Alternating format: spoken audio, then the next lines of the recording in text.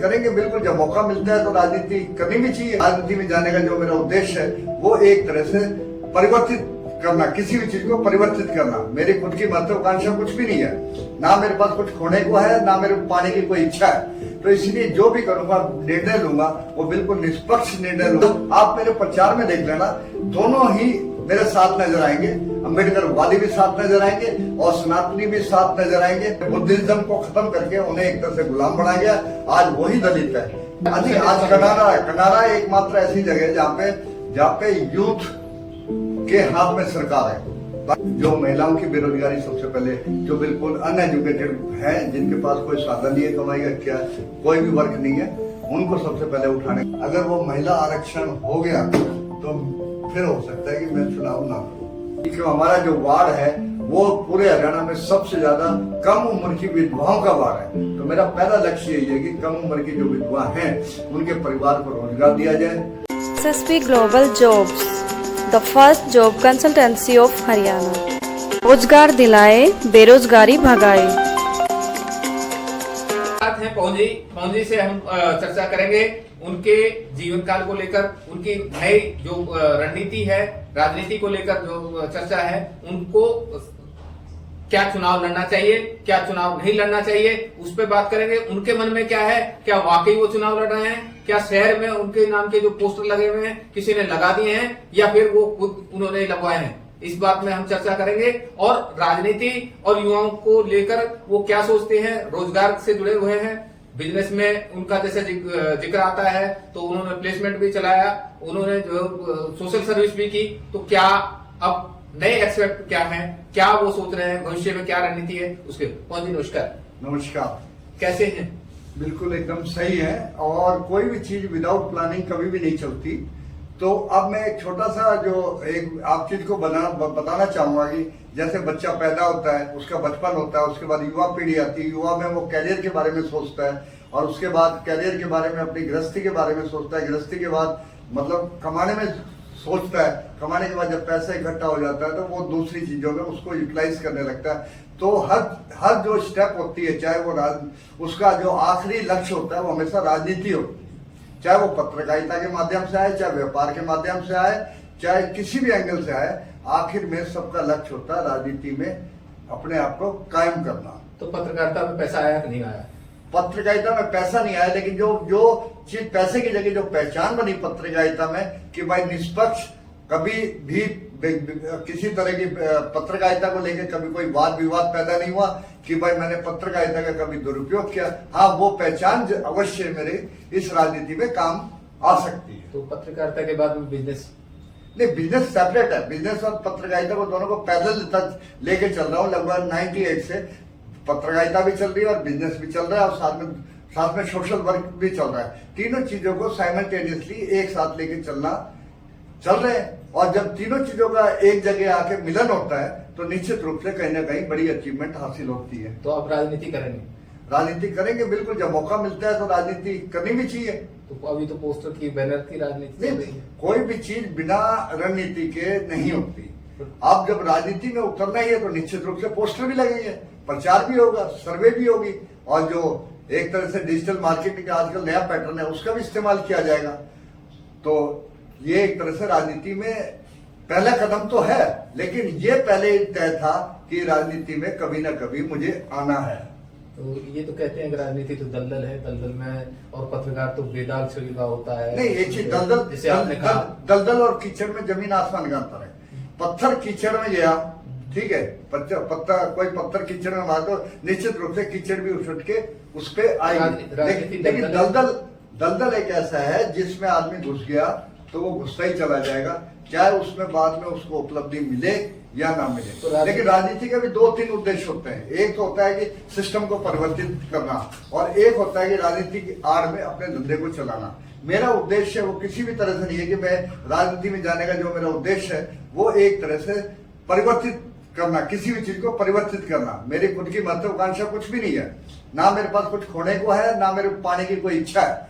तो इसलिए जो भी करूंगा, निर्णय लूंगा, वो बिल्कुल निष्पक्ष निर्णय लूंगा जिसमें किसी भी तरह का कोई भेदभाव नहीं होगा। ये मेरा फैसला। तो राजनीति कीचड़ है या दलदल है? नहीं, राजनीति आप एक एंगल से सोच रहे हो कीचड़ है, दूसरे एंगल से ये भी सोचो ना कि परिवर्तन की बात आती है।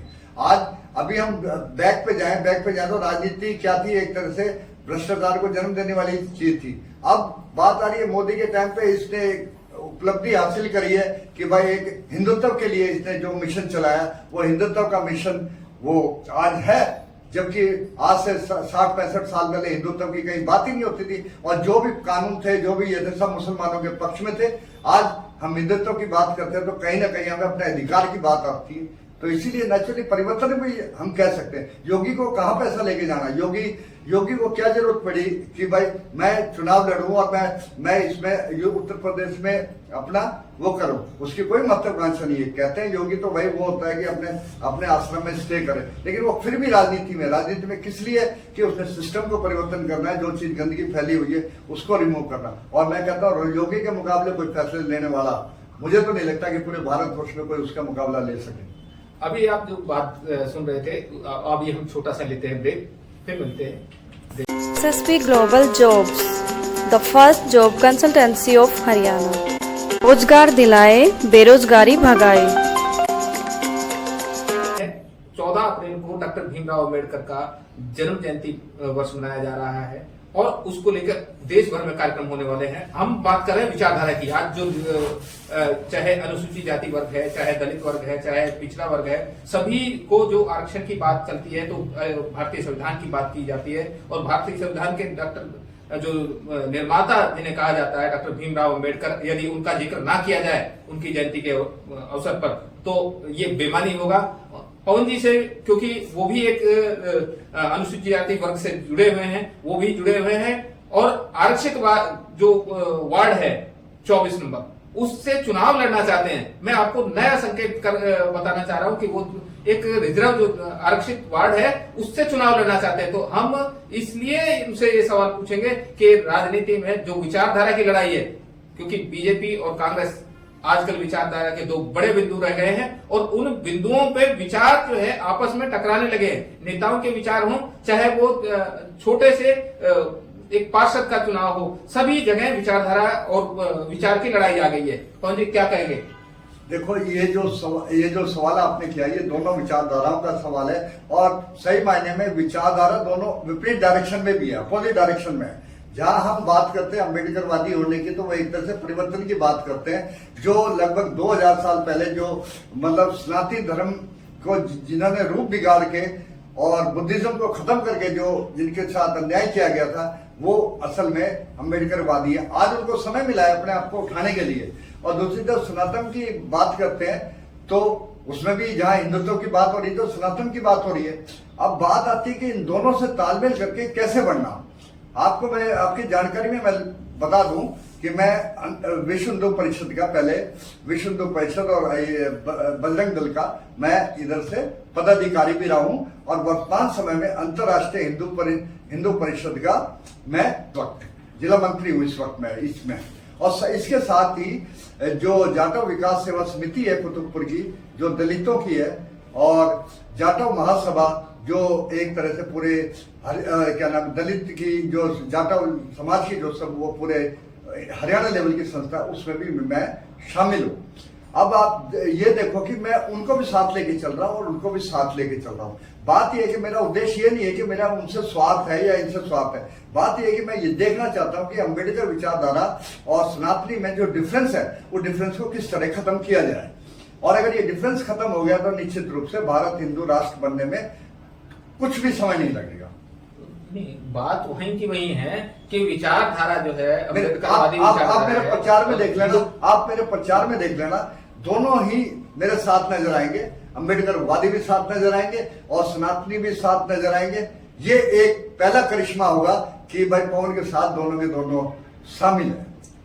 आपने पवन कुमार जी की जो विचारधारा है, हमने अम्बेडकरवादी और सनातन धर्म निश्चित रूप से आज जो हम बोल रहे हैं उसमें कहीं ना कहीं अम्बेडकर का रोल है।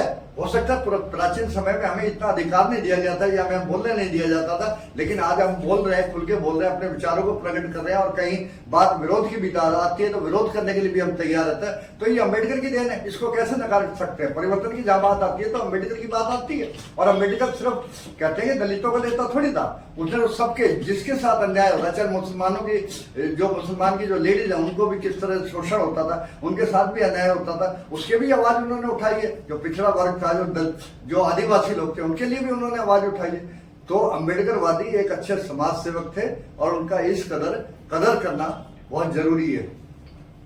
आपने सुना पवन कुमार जी ने जो बताया कि भाई डॉक्टर भीमराव अंबेडकर की जो विचारधारा थी वो केवल एक वर्ग के लिए नहीं थी, अनुसूचित जाति के लिए नहीं थी, दलित वर्ग के लिए नहीं थी, पिछड़ा वर्ग के लिए नहीं थी, सभी के लिए, सभी वर्गों के कल्याण के लिए उन्होंने सोच रखी। और उसी का परिणाम आप भारतीय संविधान में देखते हैं। और जिस संविधान को लेकर लागू करने की या उस पर कब्जा करने की जो बात आती है, आरोप प्रत्यारोप लगते हैं, राजनीतिक दल लगाते हैं कि उसको नीचे किया जा रहा है, उसको आगे बढ़ाया जा रहा है, उसकी विचारधारा को खत्म किया जा रहा है, या संविधान पे कब्जा कर लिया गया है, संविधान में बदलाव किए जा रहे हैं, तो केवल ये लड़ाई जो है विचारों की है। आपने इनके विचार सुने, इसके लगा। अब एक चीज, अम्बेडकरवादी को क्या चाहिए? अम्बेडकरवादी को चाहिए उनको संविधान की जो लड़ाई है, उन्हें समानता का अधिकार मिलना चाहिए कि जो सम्मान दूसरी कास्टों को मिलता है वो अम्बेडकरवादी को अगर मिलता है, जो विचारधारक है, तो निश्चित रूप से कहीं ना कहीं गैप खत्म होगा, जो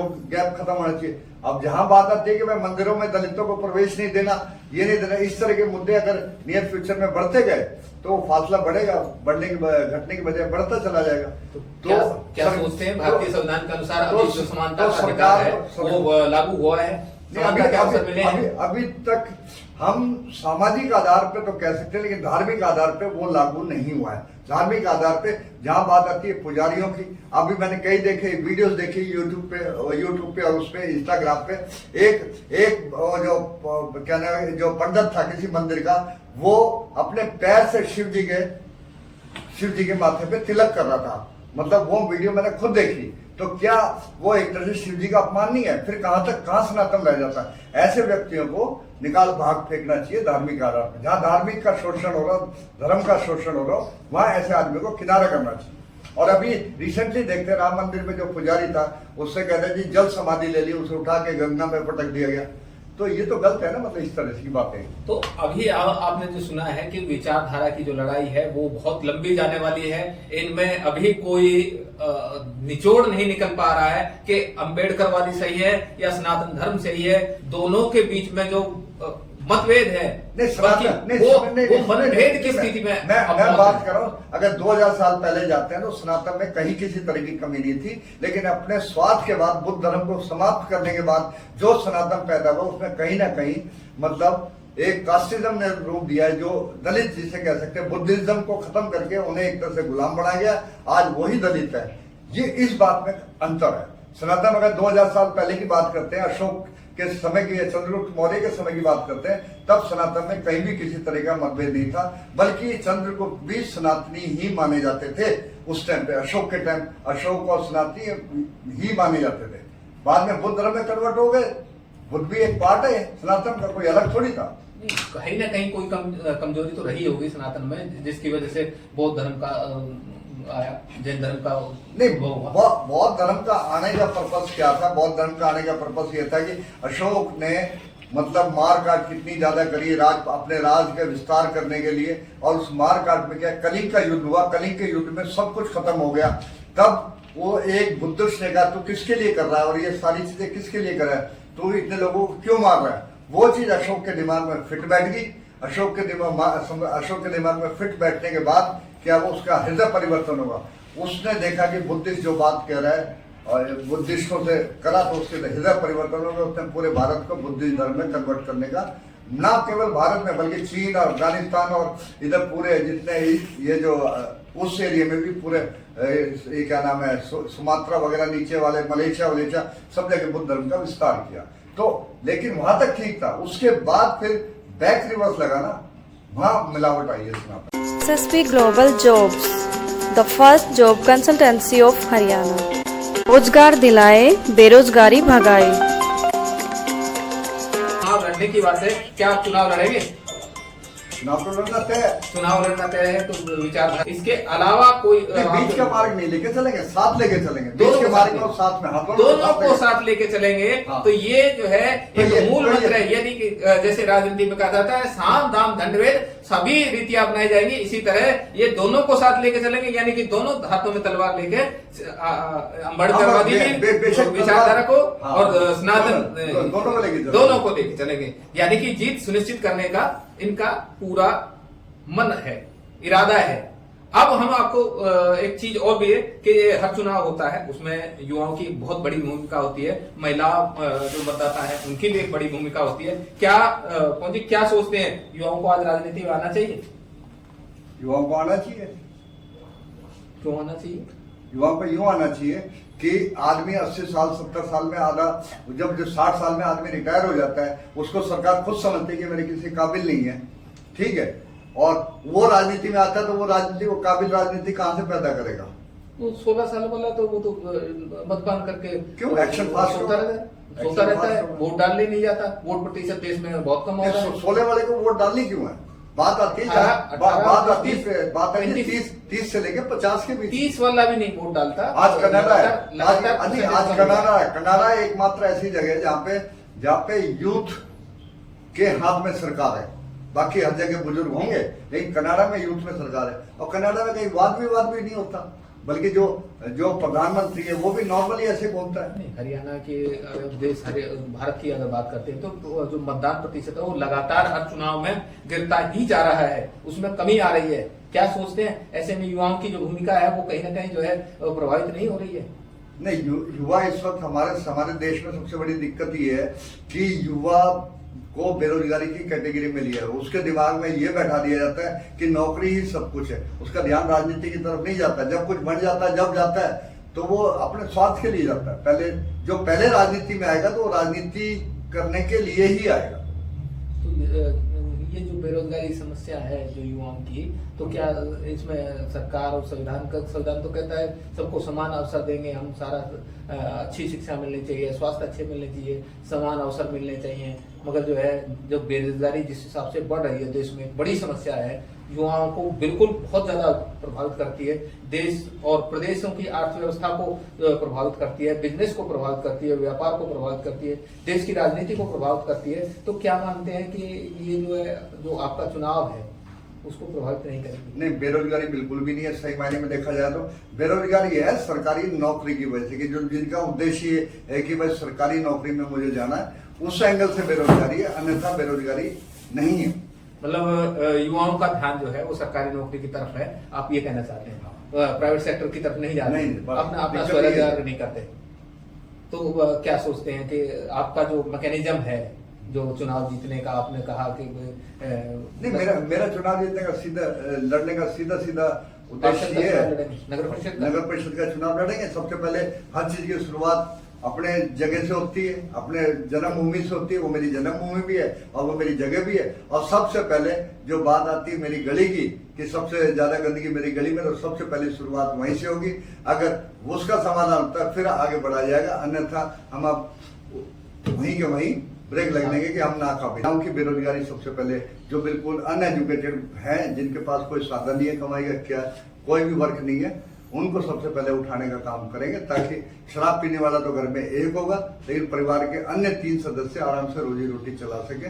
तो अपना लक्ष्य वो रहेगा। अगर ठीक है, शराब पीने वाला अगर वोट नहीं देता तो कोई ज्यादा फर्क नहीं पड़ता, लेकिन अगर एक नहीं देता तो 3 वोट फिर भी आने के लिए तैयार है, क्योंकि हमने तीनों के लिए काम किया। रणनीति क्या है? रणनीति बता देंगे चुनाव वो समय पे, पहले नहीं खोलना चाहिए, वो सारे रणनीति बिल्कुल तय है। तो चुनाव में रणनीति तो पहले बनाई जाती है, प्रचार की रणनीति बनाई जाएगी, समय पे बदली भी जाती है। मतलब चुनाव आएंगे उसके बाद में नहीं, अभी लक्ष्मण ने जो रणनीति बनाई थी वो कोसली के लिए बनाई थी, लेकिन रेवाड़ी में अचानक से टिकट मिल गई तो रणनीति बदल गई। रेवाड़ी, लेकिन फिर भी जीते। हाँ, रेवाड़ी आना विधायक के साथ में नजदीकी है, क्या कहते हैं कांग्रेस बात कर? वो विधायक को सोचना है कि मैं पवन का कितना साथ दूं। मैंने जो साथ देना था वो दे दिया। तो आप चुनाव का इरादा कहाँ से? कांग्रेस बीजेपी? नहीं, बात बदल, देखो विचारधारा की जब बात आती है तो विचारधारा से तो अलग मैं नहीं जा सकता। जिस कांग्रेस से शुरू से मैं विरोधी रहा हूँ तो उसके पक्ष में तो जाने का सवाल ही नहीं। हाँ, भारतीय जनता पार्टी मेरे को टिकट नहीं देती है तो वो एक अलग फैक्टर है, लेकिन नहीं टिकट नहीं देती है फिर भी आदर्शों में कहीं कॉम्प्रोमाइज नहीं होगी। ठीक है, मैं योगी और अंबेडकर का फोटो लगा के मैं चुनाव लड़ूंगा।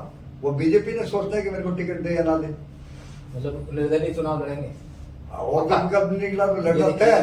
बीजेपी चुनाव देगी। ये बीजेपी ने सोचना है कि मेरे को टिकट देती है या नहीं देती, वरना मैं योगी की और अंबेडकर की फोटो लगा के वहां से चुनाव लड़ूंगा। तकरीबन जो है कांग्रेस और भाजपा जो है सिंबल से कई बार चुनाव नहीं लड़ती है, तो यदि वो सिंबल पे चुनाव होगा, तीसरा सिंबल और राइज हो जाएगा, क्या दिक्कत है। अच्छा, तो मतलब ये माना जाए कि चुनाव आपने तैयारी कर ली है, बना लिया है, चुनाव लड़ रहे हैं। पूरा प्लान है। मैं तो चेस प्लेयर हूँ, जो शतरंज खेलना जानता है उसे पता है घोड़े की चाल कहाँ चलनी है और उसके ऊंट की चाल कहाँ चलनी है, कहाँ प्यादा काम आएगा, कहाँ मंत्री काम आएगा, तो सारी चीजें तय है। दूसरे वार्डों से भी चुनाव लड़ सकते हैं। हाँ, अगर एक कंडीशन में नहीं लड़ सकता, अगर वो महिला आरक्षण हो गया तो फिर हो सकता है कि मैं चुनाव ना करूं।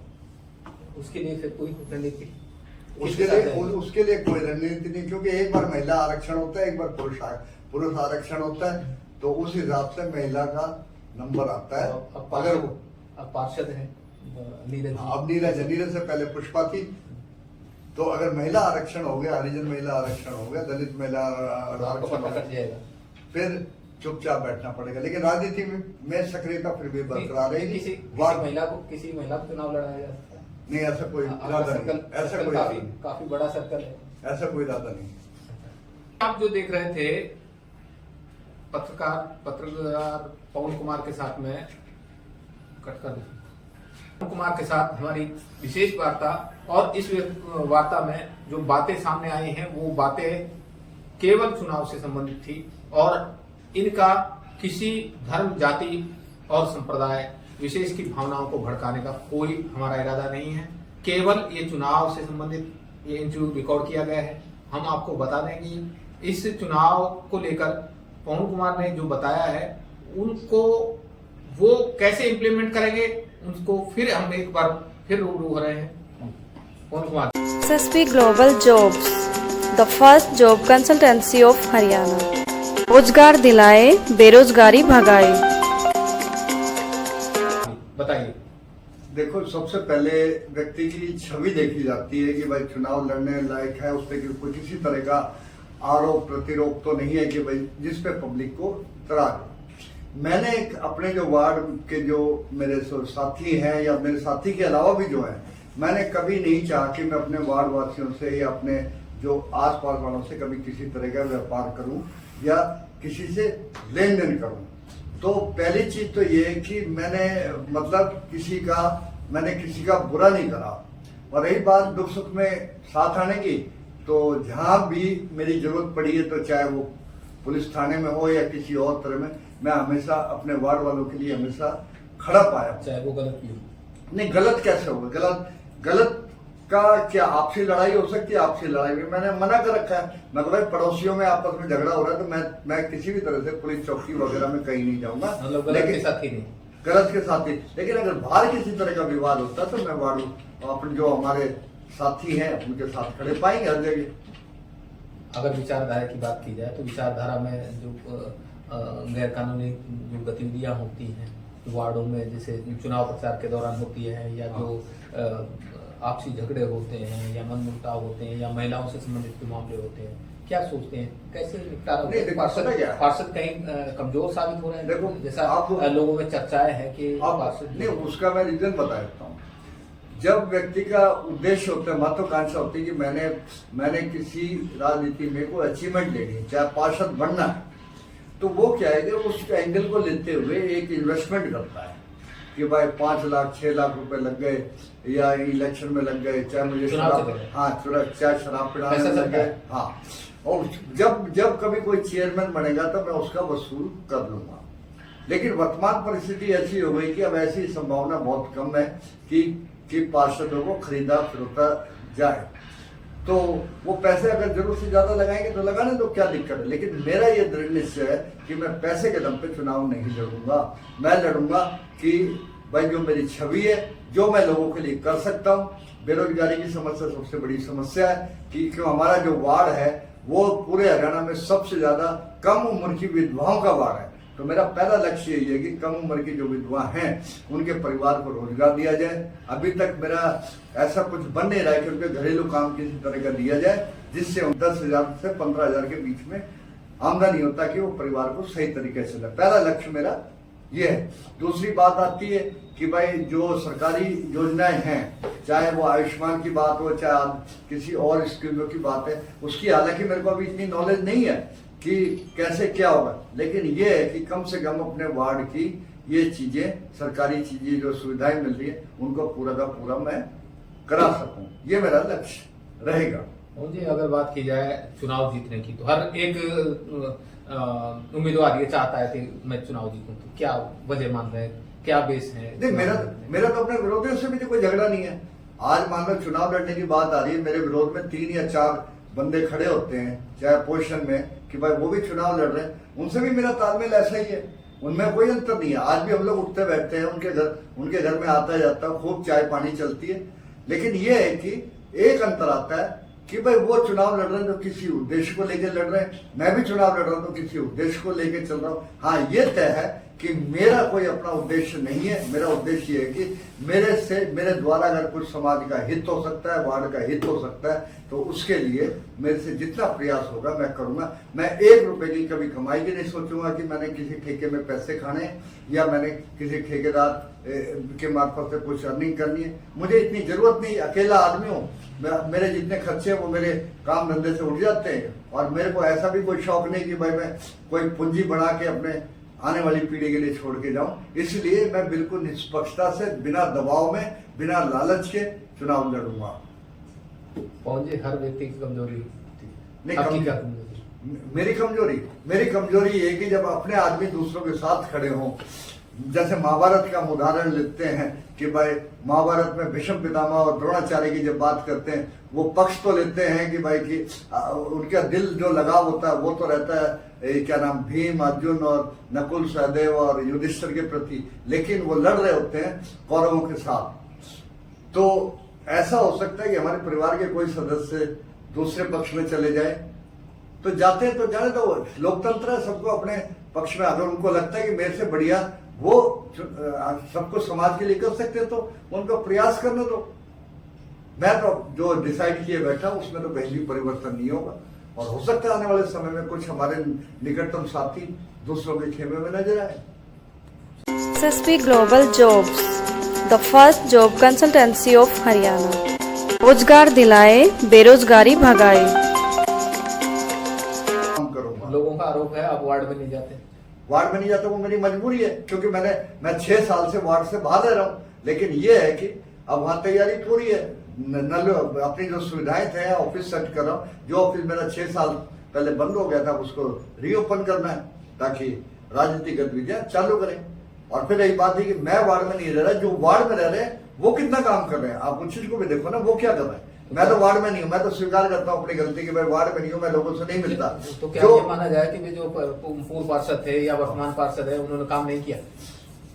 अब ये तो पब्लिक बताएगी कि उन्होंने काम किया या नहीं किया।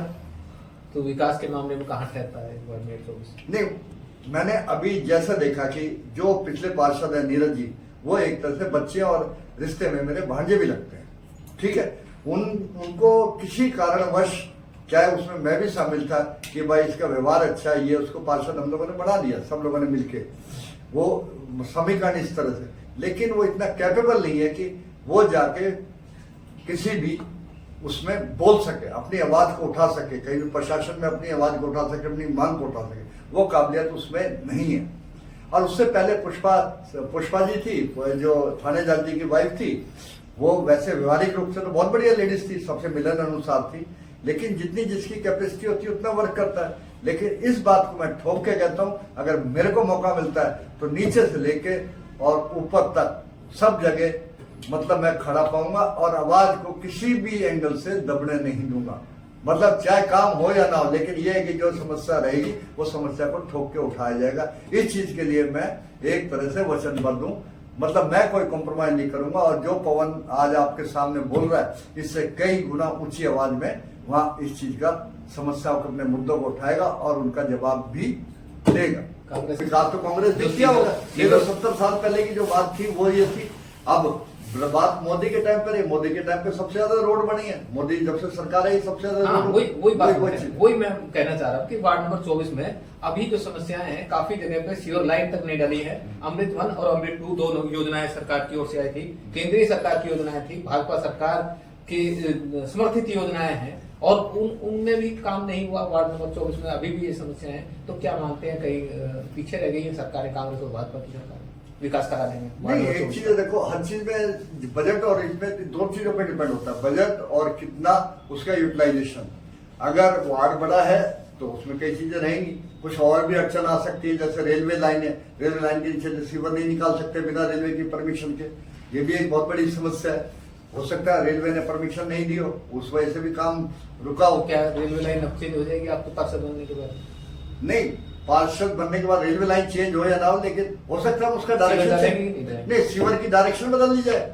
अब जो मान लो कि पश्चिम से लेकर पूरब की तरफ सीवर लाइन को जाना है और रेलवे लाइन की वजह से रुकावट आ रही है, तो हम सीवर की डायरेक्शन चेंज करके दूसरी तरफ ले जा सकते हैं। पहले कांग्रेस और भाजपा की जो सरकारें हुई हैं उनमें क्या ये विचार नहीं आया होगा नगर पार्षद को या रेवाड़ी नगर परिषद के आया होता तो वो चीज करते।